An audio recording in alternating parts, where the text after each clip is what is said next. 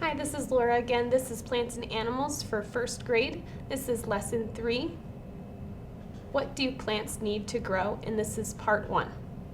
This is a continuation from lesson 1, so you are going to need to have your trays available that you used in lesson 1 to do your plantings.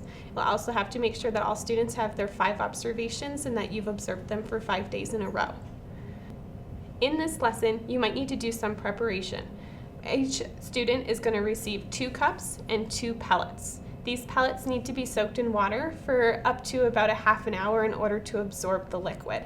You can do this in the beginning of the lesson with the students, or you can do it ahead of time so that you have it prepared.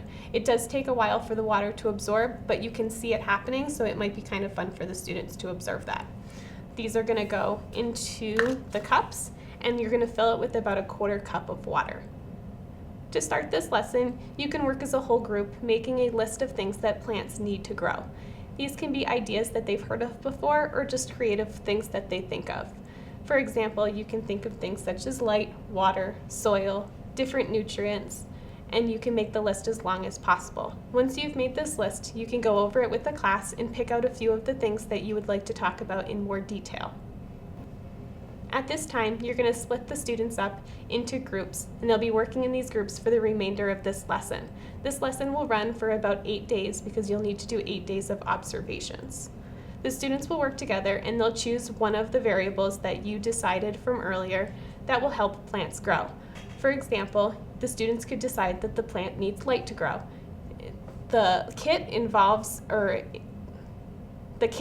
a lamp. This can be used as a great way to give the plants light for an extended period of time, not just during the daylight, but during 24 hours. So what you'll do is you'll have the students decide what their experiment is going to be and record that in their student booklet. They're going to label each cup with 2 stickers. One's going to be sticker A and one sticker B, and they're going to make sure that they know what variables are going to go into each cup.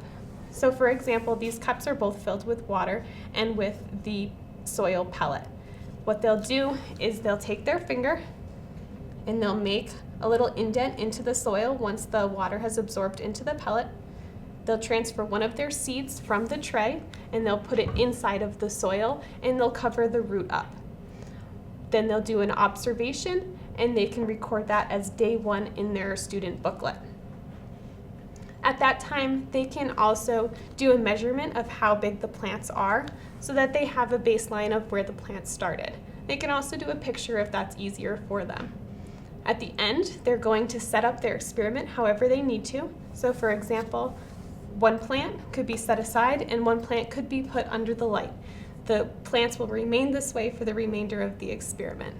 The students will record this for 7 days, so just make sure that you think about timing when you can incorporate this throughout the days to come.